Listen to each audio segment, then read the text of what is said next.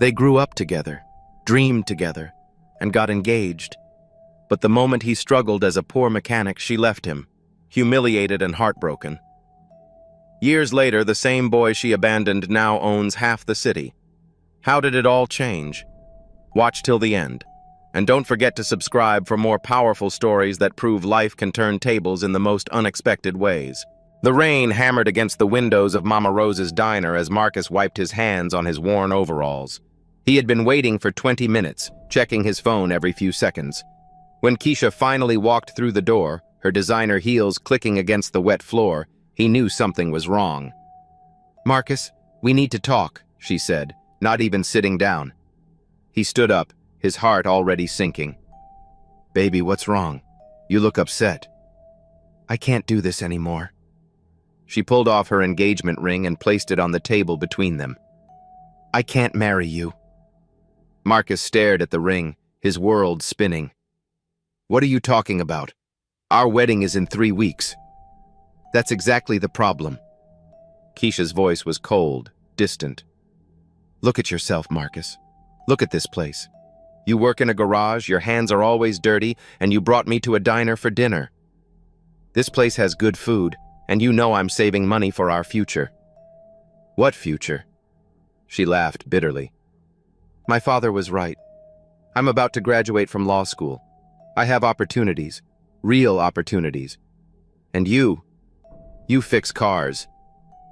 Marcus felt like he'd been punched. "Keisha, I love you. I thought you loved me too." "I did love you, Marcus.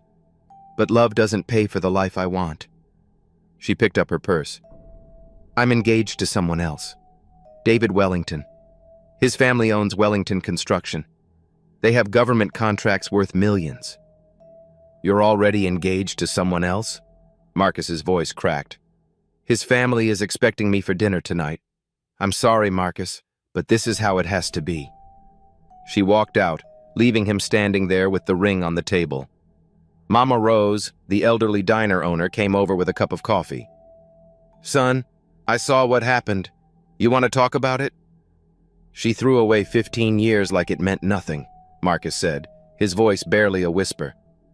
"Some people chase gold and forget about the treasure they already have," Mama Rose said gently. "But maybe this is God's way of protecting you from the wrong person." Marcus walked back to his small apartment in Oakland, the ring heavy in his pocket. Everything reminded him of Keisha. The pictures on his dresser, the extra toothbrush by the sink, the wedding invitations stacked on his kitchen table. His phone buzzed, a text from his cousin Jerome in Atlanta. "Heard what happened, bro. I've got a job for you here. Good money, fresh start. You interested?" Marcus stared at the message for a long time. He had nothing left in Oakland. No reason to stay. His job at Peterson's auto shop barely paid enough to cover rent, and now everywhere he went, he'd be reminded of his failure. He texted back, "I'm in. When do I start?" 3 days later, Marcus loaded his tools and few belongings into his beat-up Honda and drove south. The 12-hour drive gave him time to think, to hurt, to question everything he thought he knew about love and worth. Atlanta was bigger than he expected, busier, full of possibilities. Jerome had gotten him a job at Elite Motors, a high-end auto shop that specialized in luxury cars. The pay was double what he made in Oakland. "You'll be working on Bentleys, Maseratis, the works," Jerome explained as he showed Marcus around. "Rich folks bring their cars here because we're the best." Marcus threw himself into the work. He arrived early, stayed late, and learned everything he could about luxury vehicles. The work was challenging, and for the first time in weeks, he felt like he was good at something. 6 months passed. Marcus had settled into a routine: work, gym, home, repeat. He had moved into a small apartment near the shop and was slowly building a new life. The pain of losing Keisha was still there, but it had dulled to a manageable ache. It was a Thursday afternoon when everything changed. Marcus was under the hood of a silver Porsche when he heard tires screech outside, followed by a loud crash. He rushed out to see a black BMW had rear-ended a delivery truck. The driver of the BMW was a young black woman, maybe his age, clearly shaken.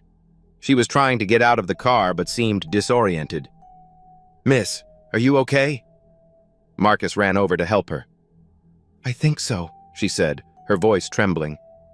"My head hurts and I can't see clearly." Marcus noticed blood on her forehead. "We need to get you to a hospital. Don't move too much." No hospital," she said quickly. "I can't. My father will find out. He'll use this against me." "Miss, you might have a concussion. This isn't about your father right now." The woman looked at him with eyes that seemed both frightened and grateful. "I'm Zara Johnson." "Marcus. And right now, Zara, I'm taking you to get checked out." He helped her into his car, leaving her damaged BMW at the shop. At the hospital, Marcus stayed with her through the x-rays and tests. The doctor said she had a mild concussion and needed rest. "Thank you," Zara said as they sat in the waiting room. "You didn't have to do all this." "Yes, I did. It's the right thing to do." She studied his face. "You work at that auto shop, don't you? I saw your uniform." "Yeah, Elite Motors. I'm a mechanic." "And you're proud of that work?" Marcus was surprised by the question. "I am. I'm good at what I do." Zara smiled for the first time since the accident. "I can tell. You have honest hands." Over the next few weeks, Zara brought her BMW to Elite Motors for repairs. She always asked for Marcus specifically, and they began to talk while he worked on her car. "You know," she said one afternoon, "I've never met anyone who loves their work the way you do." "What do you mean?" "You talk about engines like they're alive, like they have personalities." Marcus laughed. "I guess they do in a way. Each car has its own problems, its own story." "What's your story, Marcus?" He paused, wrench in hand. "Why do you want to know?" "Because you saved my life and I don't even know where you're from." "I'm from Oakland. Came here about 6 months ago for a fresh start." "What happened in Oakland?" Marcus was quiet for a moment. "I was supposed to get married. She decided I wasn't good enough." "Her loss," Zara said simply. "Is it? She's probably living in some mansion right now, married to her rich guy." "Money doesn't make a person good, Marcus. Trust me, I know." There was something in her voice that made him look up. "What do you do for work, Zara?" "I'm between jobs right now, family stuff." Marcus didn't learn the truth about Zara until she brought her car in for the 3rd time. This time, a black SUV followed her into the parking lot, and 2 men in suits got out. "Miss Johnson," one of them called, "your father is looking for you." Zara's face went pale. "Tell him I'm handling business. He wants you home for dinner. The Hendersons are coming over." After the men left, Zara slumped against her car. "I guess you're about to find out who I really am." "I'm listening." "My father is Robert Johnson. He owns Johnson Industries, construction, real estate, government contracts. He's worth about $50 million. Marcus felt his world shift. "You're rich." "I'm trapped," she corrected. "My father controls everything. My bank accounts, my car, my apartment. And he's trying to arrange a marriage between me and Thomas Henderson, whose family owns half the construction companies in Georgia." "So why are you telling me this?" "Because I trust you, and because I'm tired of pretending to be someone I'm not." Marcus set down his tools. "Zara, I can't do this again." "Do what?" "Fall for someone who's going to leave me for someone richer, someone better." "Marcus, look at me." She stepped closer. "I'm not her. I'm not whoever hurt you. I'm here because I want to be, not because I have to be." That night, Zara called Marcus from her apartment. "I need your help." "What's wrong?" "My father found out about the accident. He's furious. He's moving up the engagement announcement to next week." "Engagement?" "To Thomas Henderson. Marcus, I can't marry him. He's cruel, and he only wants me for my father's business connections." "What do you want me to do?" "Help me disappear, just for a few days. I need time to think, to figure out how to stand up to my father." Marcus was quiet for a long moment. "Where would you go?" "I don't know. I've never been on my own before. You can stay with me. I have a couch. Marcus, if my father finds out, let me worry about that. The next morning, Zara showed up at Marcus's apartment with a small suitcase. I left a note saying I needed space. I turned off my phone. How long do you think we have? Maybe a day or two before he sends people looking for me. Those 2 days were the most honest conversations Marcus had ever had with anyone. Zara cooked breakfast while he got ready for work. She told him about growing up in a mansion but never feeling at home, about business dinners where she was treated like a prize to be won. I have a master's degree in business, she said, but my father won't let me work in the company. He says my job is to marry well and represent the family. What would you do if you could do anything? I'd open my own business, maybe a consulting firm, help small businesses grow. So why don't you? Because I've never had to survive on my own. I don't know if I can. I think you're stronger than you know. On the third day, Marcus was at work when Jerome ran into the garage. Bro, there are some serious-looking dudes outside asking about you. Marcus looked through the window and saw the same 2 men in suits, plus a third man in an expensive coat. Robert Johnson. Tell them I'll be right out, Marcus said. He walked outside, wiping his hands on his overalls. Robert Johnson was a tall man with silver hair and cold eyes. You're Marcus Williams, Johnson said. It wasn't a question. Yes, sir. Where is my daughter?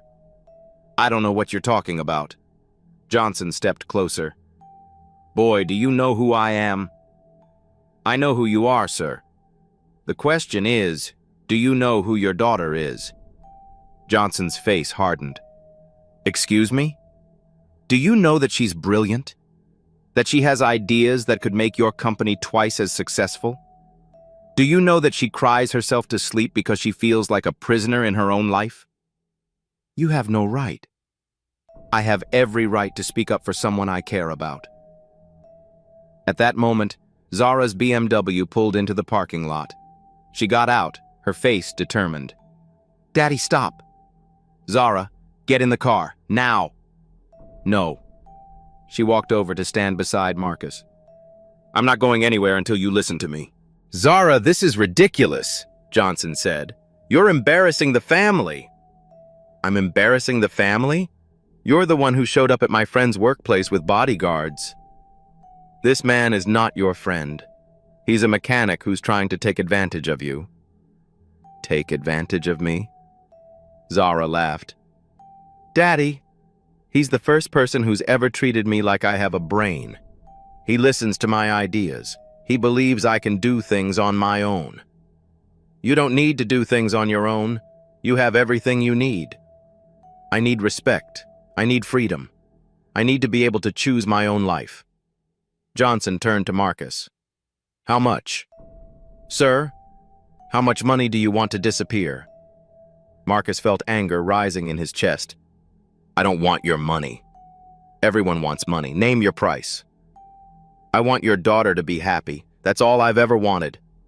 Johnson stared at him. You're serious? Dead serious. Zara stepped forward. Daddy, I'm not marrying Thomas Henderson. I'm not marrying anyone you choose for me. If you can't accept that, then I'll leave and make my own way. With what money? You have no job, no experience. I have my education. I have my intelligence. And I have people who believe in me. She looked at Marcus. If you'll have me. Marcus felt his heart pounding. Always. 6 months later, Marcus stood in front of the mirror in his new apartment, adjusting his tie. Today was the grand opening of Johnson Williams Consulting, the business he and Zara had started together. After the confrontation at the auto shop, Robert Johnson had been furious. He cut off Zara's access to her trust fund and threatened to disown her. But Zara had surprised everyone, including herself. She got a job at a small marketing firm, lived in Marcus's apartment, and slowly proved she could survive on her own. The breakthrough came when she presented her father with a business plan for expanding Johnson Industries into new markets. Her ideas were so good that he couldn't ignore them. You did this yourself? He had asked. I had help from someone who believes in me, she replied, looking at Marcus. Now, 3 months later, Robert Johnson was not only speaking to his daughter again, but had agreed to be the first investor in her consulting business. "You ready for this?" Marcus asked as they stood outside their new office. "I'm terrified," Zara admitted, "but I'm ready." The opening was a success. Local business owners came to learn about their services, and by the end of the day, they had signed 3 new clients. As they locked up the office, Zara turned to Marcus. "I need to tell you something." "What?" "I love you. Not because you saved me, not because you believed in me, but because you see me. The real me." Marcus smiled. "I love you too. All of you." "Even the stubborn parts?" "Especially the stubborn parts." Keisha stood by the giant window, staring out at the empty garden. Rain tapped gently on the glass. Her phone buzzed again. Another article about Marcus and Zara's new office opening. She threw the phone on the bed. "David?" she called out. Her husband didn't answer. He was already asleep in the next room. Separate bedrooms, separate lives. She walked to her closet, full of designer gowns she hadn't worn in months. "I used to dream of this," she whispered to herself, touching the silk sleeve of a gold evening dress. But it all felt cold. No laughter, no music, no Marcus. A tear slipped down her cheek. She remembered the diner, the ring, the look on Marcus's face when she walked away. Her hand trembled as she opened her phone again and typed a message. "Hi, Marcus. I saw the article. I'm proud of you. Maybe we could catch up sometime?" She stared at the screen. Delivered, not read. Then slowly the message disappeared. Message deleted by recipient. Her hands dropped to her sides.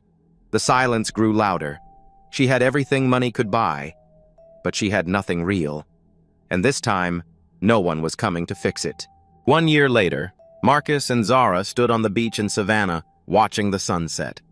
The consulting business was thriving, and Marcus had opened his own luxury auto repair shop. They had built something together, something that belonged to both of them. "I got a text from Keisha today," Marcus said quietly. Zara looked at him. What did she want? She heard about the business. She wanted to reconnect. "What did you tell her?" "Nothing. I deleted the message." "Good choice." Marcus pulled out a small velvet box. "I have something for you." Zara's eyes widened. "Marcus, I know we said we'd take things slow, but I can't imagine my life without you. You make me better. You make me want to be the best version of myself." He got down on one knee. "Zara Johnson, will you marry me?" She knelt down beside him, tears in her eyes. "Yes, but only if you promise me something. Anything. Promise me we'll always be partners. In everything." "I promise." As they kissed, Marcus thought about how different his life was now. A year ago, he was broken, convinced that love was about what you could provide, not who you were. Now he knew better. Love was about seeing someone completely and choosing to stay. It was about building something together, brick by brick, dream by dream. "What are you thinking about?" Zara asked. "How sometimes the worst thing that happens to you turns out to be the best thing." "You mean Keisha leaving?" "I mean learning that I was worth more than I thought I was. That we both were." She smiled. "Come on, let's go home." "Home," Marcus repeated, liking the sound of it. They walked back to their car, hand in hand, ready for whatever came next. They had learned that love wasn't about being perfect for each other. It was about being real with each other. And that was more valuable than all the money in the world. My besties, do you believe in second chances? If yes, hit that subscribe button. If you've ever experienced a moment that felt like a miracle, big or small, write it below. Or simply type, God, I still believe in miracles. Let's fill the comments with hope. Take care until next time. Jasmine hadn't eaten in 3 days. Darius had everything: money, love, a perfect life. But in one night, everything changed for both of them. Let's dive into how it all began. The early morning mist hung over Kigali like a soft blanket. Jasmine walked slowly through the wealthy Nyarutarama district, her old broom scraping against the clean streets. Her worn shoes made quiet sounds on the pavement as she collected trash from the fancy houses. She stopped at a large garbage bin outside a beautiful white house. The morning sun was just beginning to shine through the fog. Jasmine opened the bin and started sorting through the waste. Rich people threw away so much food. "These banana peels are still good," she whispered to herself. "My children can eat them." As she reached deeper into the bin, her fingers touched something smooth. She pulled out a crumpled piece of paper. It was golden yellow and had numbers printed on it. Her heart started beating faster. "A lottery ticket?" she said quietly. Jasmine looked around to make sure no one was watching. She carefully unfolded the paper. The numbers were clear: 7, 14, 21, 28, 35, 42. At the bottom, it said, "Grand prize, 50 million Rwandan francs." Her hands began to shake. 50 million francs. She could buy a house, send her children to school, maybe even start a small business. For the first time in years, Jasmine smiled with real hope. "Excuse me, miss!" a man's voice called out behind her. Jasmine quickly hid the ticket in her apron pocket and turned around. A tall man in an expensive suit was running toward her. His face looked worried and desperate. "What do you want?" Jasmine asked, stepping back. The man stopped in front of her, breathing heavily. "I saw you at that garbage bin. Did you find anything there?" "I don't know what you're talking about," Jasmine said carefully. "Please, I'm begging you. I threw away a lottery ticket by mistake. It was in a small envelope with some papers. Did you see it?" Jasmine's heart pounded. She looked at the man's expensive clothes and shiny shoes. He was clearly very rich already. "Why should I believe you?"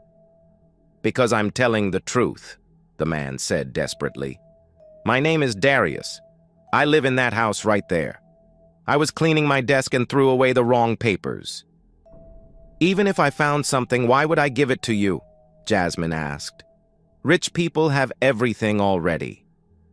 Darius looked at her with sad eyes. "You're right. I do have money. But that ticket? It's worth 50 million francs. I can pay you for it." "How much?" Jasmine asked. 50,000 francs. That's more money than most people make in a year. Jasmine thought about her children at home. They needed new clothes and shoes. 50,000 francs would help, but 50 million would change their lives forever. "I want to see the money first," she said. "Come with me to my house. I'll get it for you right now." Jasmine looked at Darius's honest face. Something told her she could trust him. "Okay, but no tricks." "No tricks," Darius promised. "Just follow me." Darius's house was even more beautiful inside than outside. Jasmine had never seen such expensive furniture and decorations. The floors were so clean, they reflected the ceiling lights. "Please sit down," Darius said, pointing to a leather chair. "I'll get your money from upstairs." Jasmine sat down carefully, afraid to touch anything. She could hear Darius's footsteps walking up the stairs. Then she heard other voices coming from above. "When will you tell him?" a woman's voice asked. "Soon," a man replied. "Darius is too stupid to figure it out himself." The woman laughed. "Poor Darius. He works so hard at his coffee business while we have fun together." Jasmine's eyes widened. She realized she was hearing Darius's wife talking to another man. Her heart felt sad for Darius. Suddenly, there was a loud crash from upstairs. Then shouting. "What are you doing in my bedroom?" Darius's voice was full of anger and pain. "Darius, I can explain," the woman said. "Explain what?" That you're sleeping with my business partner? That you've been lying to me?" "It's not what you think," the other man said. "Get out! Both of you get out of my house." Jasmine heard footsteps running down the stairs. A beautiful woman in a silk nightgown ran past her, followed by a man in a business suit. They didn't even look at Jasmine as they rushed out the front door. Darius came down the stairs slowly. His face was red and tears were in his eyes. He looked at Jasmine and shook his head. "I'm sorry you had to hear that," he said quietly. "My wife, my marriage, everything is destroyed." Jasmine felt sorry for him. "I'm sorry too." Darius sat down on his expensive sofa and put his head in his hands. His whole body was shaking. Jasmine didn't know what to do, so she just sat quietly and waited. 20 years, Darius said without looking up. 20 years I've been married to Zara. I built my coffee business for her. I bought this house for her. I gave her everything. "I'm sorry," Jasmine said softly. "And Bosco. He was my best friend. We started the business together. I trusted him with my money, my secrets, my life." Darius finally looked up at Jasmine. His eyes were red from crying. "Do you know what the worst part is?" "What?" "I still love her. Even after seeing her with him, I still love her." Jasmine reached into her apron pocket and pulled out the lottery ticket. She held it out to Darius. "Here, take your ticket back." "What?" "No, I promise to pay you. Keep your money. You need it more than I do right now." Darius stared at the ticket in her hands. 50 million francs. You know what? Money can't fix a broken heart. Money can't bring back trust. Money can't make someone love you. "That's true," Jasmine said, "but money can help you start over." "You're a wise woman," Darius said. "What's your name?" "Jasmine." "Jasmine, you could have kept this ticket and become rich. Why are you giving it back to me?" "Because it's not mine. My grandmother taught me that stolen happiness never lasts." Darius smiled for the first time. "Your grandmother sounds like a smart woman." The front door slammed open. Zara walked in wearing a beautiful dress and carrying a folder. Her face was cold and angry. "Darius, we need to talk," she said, then noticed Jasmine sitting there. "Who is this woman? Why is there a street cleaner in our house?" "Her name is Jasmine," Darius said, standing up. "And she's my guest." Zara looked at Jasmine with disgust. "Get out! This is family business." "I should go," Jasmine said, starting to stand. "No, stay," Darius said firmly. "Whatever you have to say, Zara, you can say it in front of her." Zara threw the folder on the coffee table. "Fine. Those are divorce papers. I want you to sign them." Darius picked up the folder and looked through the papers. "You want half of everything. The house, the business, even my savings account." "I'm entitled to half. I was your wife for 20 years. "You were sleeping with my business partner for how long?" Darius asked. "That's not important now." "It's very important to me." Darius's voice got louder. "How long, Zara?" Zara looked away. 2 years. 2 years! Darius threw the papers back on the table. 2 years you've been lying to me. 2 years you've been stealing from me. And now you want half of everything? I fell in love with Bosco. These things happen. Love?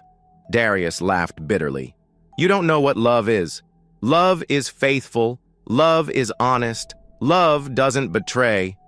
Just sign the papers, Darius. Make this easy for both of us. And if I don't sign, then I'll take you to court. I'll get half anyway, plus lawyer fees. Jasmine watched this conversation with growing anger. She had never seen anyone so cold and greedy. I need time to think, Darius said finally. You have 1 week, Zara said. Then I'm filing the papers whether you sign or not. She walked toward the door, then turned back. And get that woman out of my house. It's not your house anymore, Darius said quietly. After Zara left, Darius and Jasmine sat in silence for a long time. Finally, Darius spoke. "She doesn't deserve half of my money." "You're right," Jasmine agreed. "But what can you do?" Darius looked at the lottery ticket still in Jasmine's hand. "I have an idea, but I need your help." "What kind of help?" "I want you to claim the lottery prize for me." Jasmine's eyes widened. "What? Why?" "Because if I claim it myself, Zara will find out. She'll demand half of the 50 million francs in the divorce." "But that's..." Jasmine thought about it. "That's a lot of money to trust someone with." "I know, but I trust you. You already gave the ticket back to me once." "What would I get out of it?" 20%, 10 million francs. Jasmine couldn't believe what she was hearing. 10 million francs was more money than she could spend in 3 lifetimes. "There's one problem," she said slowly. "What if the government asks questions? What if they want to know where I got the ticket? We'll say I gave it to you as a gift. Rich people give gifts to their servants all the time. I'm not your servant." "I know. I'm sorry. I meant..." "We'll say you work for me, cleaning my house or something." Jasmine thought about her children at home. They needed food, clothes, school fees. 10 million francs would solve all their problems forever. "What about you?" she asked. "If I claim the money, how will you get your share?" "I'll disappear for a while, live like a poor man. When Zara thinks I have nothing, she'll give me the divorce without asking for anything. That's a dangerous plan. What if something goes wrong? Then I'll lose everything anyway. At least this way, I have a chance." Jasmine looked at Darius's honest face. She thought about her grandmother's words about helping others in need. "Okay," she said finally. "I'll help you." 3 days later, Jasmine stood in the Rwanda National Lottery office in downtown Kigali. Her hands were shaking as she gave the ticket to the clerk behind the counter. "Congratulations, madam," the clerk said with a big smile. "You've won the grand prize." "How much is it?" Jasmine asked, even though she already knew. 50 million Rwandan francs. You're very lucky." Lucky. Jasmine thought about all the years of cleaning streets, all the nights her children went to bed hungry, all the times she couldn't afford medicine when they were sick. Was this really luck? Or was it something else? "We'll need to verify the ticket and process the paperwork," the clerk continued. "Can you come back tomorrow with your identification?" "Yes, I can do that." "And ma'am, you might want to think about what you'll do with all that money. It's a life-changing amount." Jasmine nodded. "I already know what I'm going to do with it." The next day, Jasmine returned with her identification card. The lottery officials took pictures of her holding the giant check. They asked her how she felt about winning. "I feel grateful," she said simply. "This money will help my family and my community." When she left the lottery office, Jasmine carried a bank receipt showing 50 million francs in her new account. She had never seen so many zeros before. Her first stop was to buy food for her children. Her second stop was to find Darius and tell him the plan had worked. That evening, Zara sat in her sister's house drinking tea and complaining about Darius. "He's being so stubborn about the divorce," she told her sister Mercy. "He won't sign the papers." "Maybe he still loves you," Mercy suggested. "I don't care if he loves me. I want my money." Mercy's neighbor, Mrs. Uwimana, knocked on the door. She was known throughout the neighborhood for knowing everyone's business. "Have you heard the news?" Mrs. Uwimana asked excitedly. "What news?" Zara asked. "Someone from Nyarutarama won the lottery. 50 million francs. Zara's teacup stopped halfway to her mouth. "Who won?" "A woman named Jasmine. She cleans houses in the rich area. They showed her picture in the newspaper." "Jasmine?" Zara remembered the woman in her living room. "What does she look like?" "Small, thin, about 30 years old, very poor looking." Zara's face went white. That's the woman who was in my house with Darius. You know her? She works for my husband. Zara stood up quickly. I have to go. Where are you going? Mercy asked. To get what's mine, Zara said, already heading for the door. As she walked home, Zara's mind raced. 50 million francs was much more than half of Darius's business. If that cleaning woman got the money from Darius, then Zara deserved half of it in the divorce. She would find Darius and demand her share. No one was going to cheat her out of that much money. 2 weeks later, Darius sat on a dirty blanket in Kimisagara Market, dressed in torn clothes. His hair was messy and his face was dirty. No one would recognize the successful businessman he used to be. Brother, can you spare some money for food? He asked people walking by. Most people ignored him, but a few gave him small coins. This was harder than he thought it would be. Darius? A soft voice called.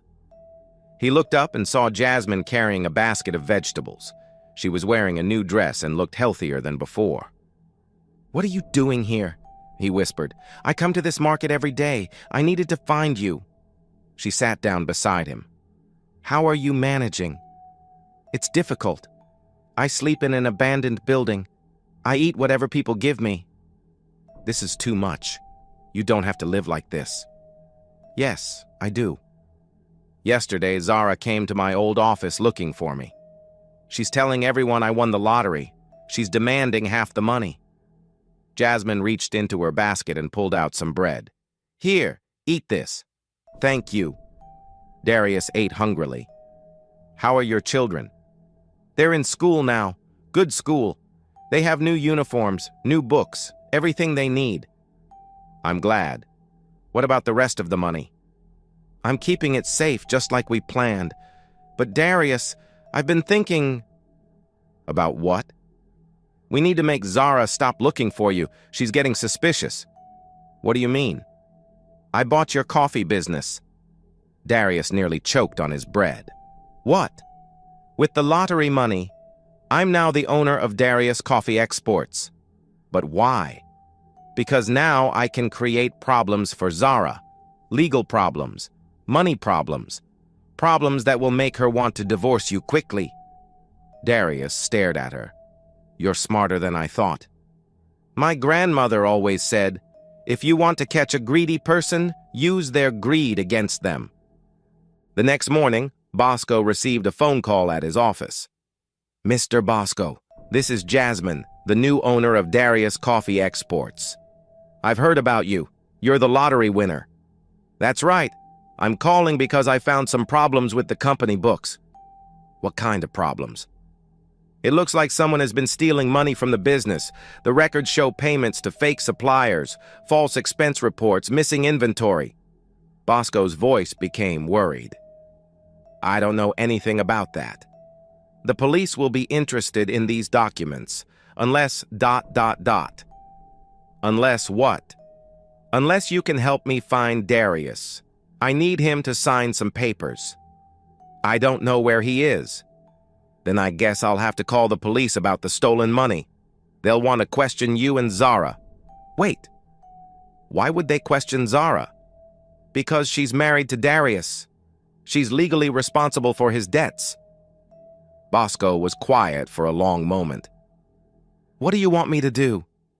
Convince Zara to give Darius a divorce. Fast. No demands, no conditions, just a simple divorce. And if she does, then I'll forget about the stolen money. The police will never see these documents. You're blackmailing us. I'm offering you a choice. Take it or leave it. After Bosco hung up, he immediately called Zara. We have a problem. What now? That lottery woman owns Darius's business now. She found evidence that we've been stealing money.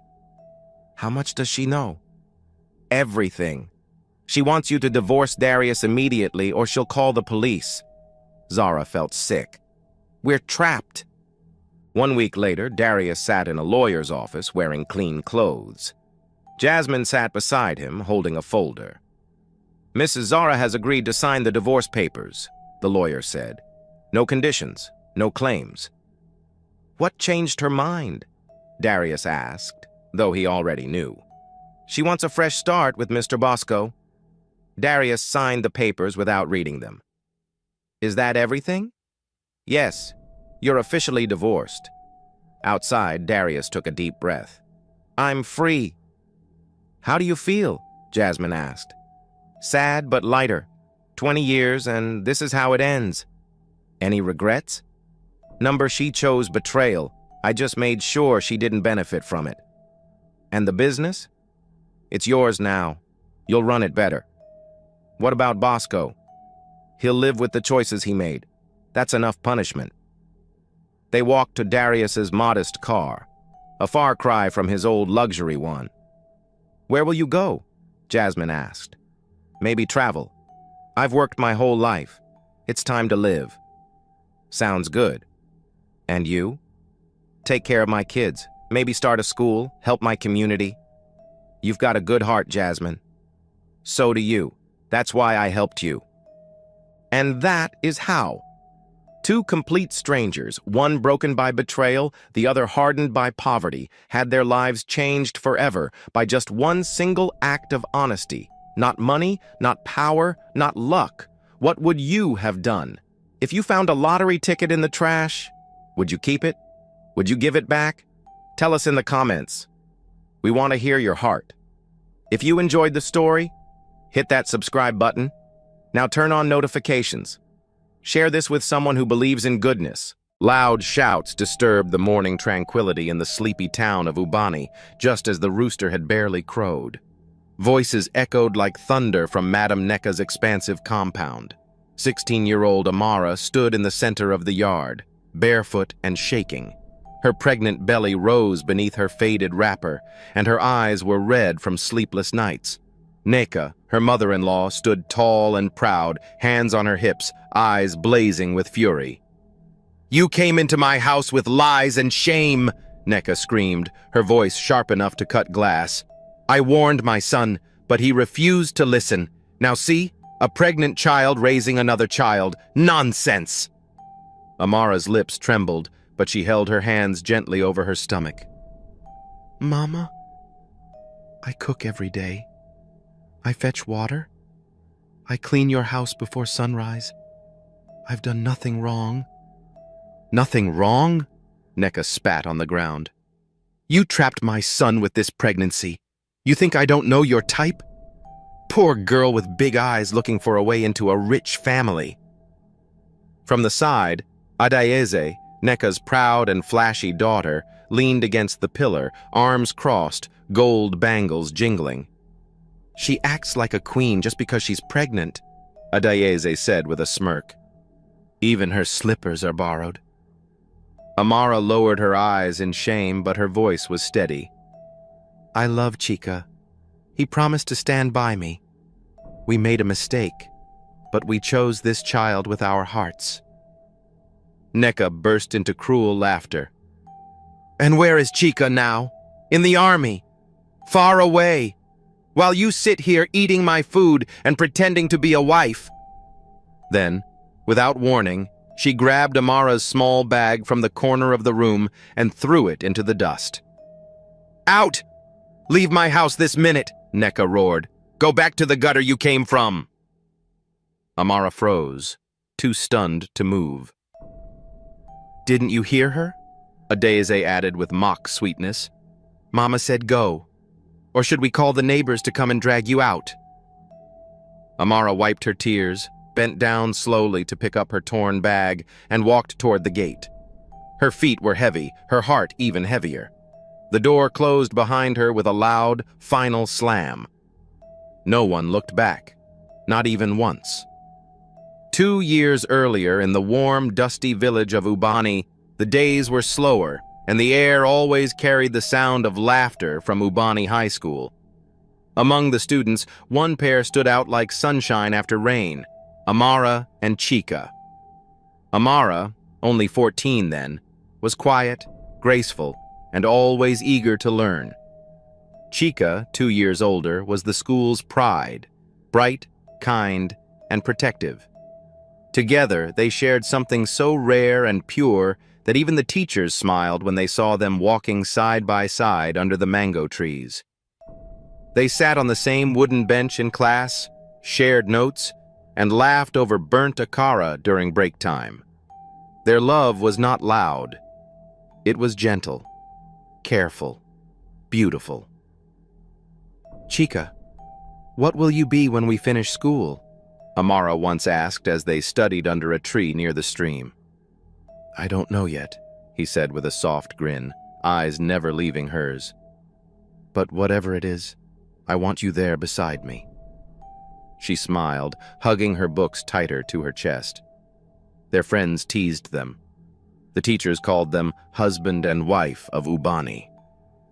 But the two teenagers remained innocent, careful never to cross any lines, until one night. It was the school's cultural evening.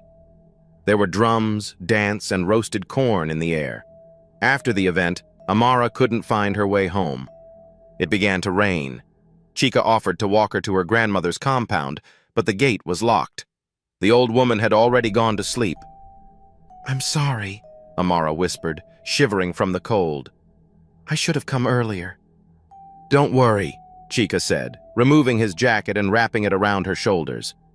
"You can stay in our boys' quarters. Just for tonight." That night, with heavy rain falling outside, their emotions overwhelmed them. A single mistake was made. One moment that changed their lives forever. Weeks later, Amara sat on a bench behind the school, silent. Her hands trembled. Chica ran to meet her. "What is it? You've been quiet all morning." I think I'm pregnant," she whispered. Chica froze.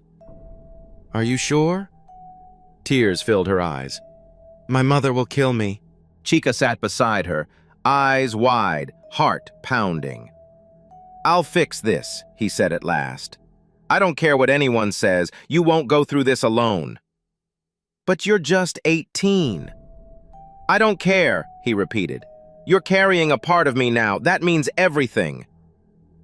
And just like that, two children were forced to become adults overnight, not by choice, but by the courage to face the weight of their mistake with love, not fear. The air in Mama Nkichi's home was thick with tension. Amara stood near the doorway, her hands pressed tightly over her belly. The courage in her chest shook beneath the weight of fear. "I have something to tell you," she began softly. Mama Nkichi looked up from her cooking, her face already hard. "What is it now? Speak." Amara swallowed. I'm pregnant." The wooden spoon fell from her mother's hand and clattered against the floor. Silence.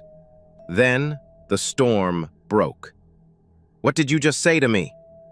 Mama Nkichi screamed, grabbing the edge of the table for support. "It was a mistake," Amara whispered, "but I want to keep the baby." A sharp slap landed across her cheek. "You stupid girl! You will not shame me in this village. You will abort it immediately, do you hear me?" "No, Mama, I won't," Amara cried, stepping back. "This child is innocent. I won't kill it." Another blow, then another. Mama Nkichi beat her with a broomstick, shouting curses, shaking with rage. "You are only 16. Do you think this is love? You'll suffer till you die." Through the pain, Amara's voice stayed firm. "I don't care. Even if I suffer, I'll protect this baby with my life." Far across the village, in a large compound surrounded by wealth, Chica stood before his parents, Mr. and Mrs. O.B. "You've lost your mind," his father said. "How can you talk about marriage? You are just 18. "She trapped you," his mother hissed. "That girl saw our money and used your weakness against you." "No," Chica's voice rose. "Amara never asked for anything. She didn't even tell me first. She was scared." His father slammed the table. "You will not marry her, that's final." Chica looked around the room that had always been his home, his safe place. Now it felt like a cage. "If you won't accept her, then I'll leave this house and never come back," he said quietly. "I love her. I will stand by her." And with that, the boy took a man's step toward a hard future, not because he was ready, but because love had made him brave. The wedding was quiet, no music, no celebration. Just a small gathering beneath the mango tree in Ubani village, with tired elders, forced smiles, and heavy hearts. Both families sat stiffly on opposite sides, bitterness lingering in the air. But Amara's eyes never left Chica's, and his hand never left hers. "I don't care if there's no music," Amara whispered. "I'm just happy I'm yours." "You've always been mine," Chica replied, squeezing her hand. After the short traditional rites were done, Amara became his wife. No white gown, no ring, just love and a storm waiting to come. A week later, Chica stood at the edge of the village in his newly sewn khaki uniform, about to begin army training. "I'll write every week," he said, brushing a tear from Amara's cheek. "I'll come back strong and ready. I'll take care of you and our child, I promise." Amara nodded bravely. "Just come back safe. That's all I ask." As Chica disappeared down the dusty path, Amara turned slowly back toward the compound and into the hands of her mother-in-law. Neka was waiting. "Look at you," she said coldly. "Already fat like a goat, and you've only been here for days." From that day, peace left Amara's life. She woke before dawn to sweep the compound, wash Adaise's clothes, fetch water from the far well, and cook meals she was never allowed to taste. Her belly grew heavier, but no one cared. "Lazy girl," Neka snapped one morning. "You want to sit down like a queen because you're pregnant?" "She acts like she's the first woman to carry a baby," Adaise added, rolling her eyes. "Even goats give birth without making noise." Amara said nothing. Every word, every insult, she swallowed like bitter herbs. One night, hungry and exhausted, she leaned against the kitchen wall and whispered to her unborn child. "We'll survive, my love. No matter what they do, we'll survive." Tears rolled down her cheeks, but her voice stayed calm. She would not break. Not yet. And far away, under the sun and sweat of military training, Chica kept her picture close to his chest, never knowing the suffering she hid behind her smile. The night was dark and cold in Ubani village, and the wind howled through the narrow paths like a mourning mother. In the Obi compound, another storm was brewing, this time between Amara and her mother-in-law. "You call this food?" Neka shouted, flinging the bowl across the courtyard. "You want to poison me now, eh?" "I cooked it fresh, Mama," Amara said, her voice shaking. "I only used the pepper you gave me. Liar! Useless girl! Get out of my sight before I curse the day you entered my son's life." Pregnant and tired, Amara backed away.